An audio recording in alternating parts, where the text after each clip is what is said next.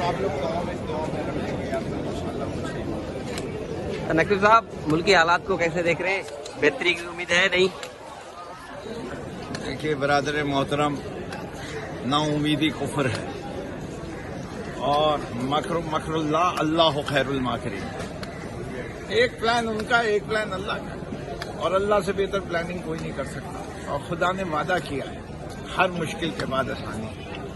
تو میں تو اپنے ملک کے نوجوان، میں کھڑا ہوں آزادی کے لیے، میں کھڑا ہوں آزادی اظہار کے لیے، میں کھڑا ہوں 68 سال کی عمر میں کہ مجھے اپنے ملک عزیز میں، جناح کے پاکستان میں، جناح کا پاکستان جس طرح تباہ ہوا ہے اور لوٹا گیا ہے، کہ آئندہ اس لوٹ مار کو روکنے کے لیے کھڑا ہوں، میں کھڑا ہوں۔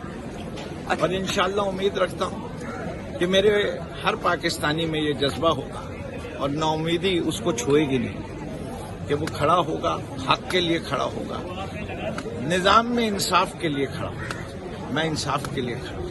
اچھا سر، اس مشکل حالات میں جو تحریک انصاف کو چھوڑ گئے اور جو نئی جماعتیں جوائن کر رہے ہیں، ان کے لیے کوئی میسج دینا چاہتے ہیں؟ بات یہ ہے، فیصلہ ان کو کرنا تھا کہ وہ حق پہ ہیں یا نہیں۔ بات یہ ہے، ظالم حکمراں کے سامنے کلمہ حق بیان کرنا سب سے بڑی جہاد ہے، اور جہاد کے دوران جو کچھ ہوتا ہے اس کا صلہ جو ہے وہ رب دیتا ہے۔ مجھے نہیں سمجھ میں آتی لوگوں کو کس بات کی فکر ہے۔ زندگی اور موت تو اللہ دینے والا ہے، عزت اور ذلت بھی وہی دینے والا ہے، رازق بھی وہی ہے۔ میری بلڈنگ توڑی، کوئی فرق نہیں پڑتا، اس نے دی تھی وہ اور دے گا۔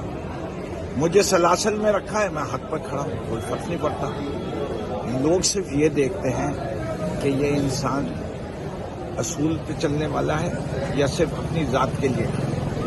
میں نہ تحریک انصاف کے لیے ہوں، میں پاکستان کے لیے ہوں، پاکستان کے لیے تحریک انصاف۔ بہت شکریہ سر، بہت شکریہ۔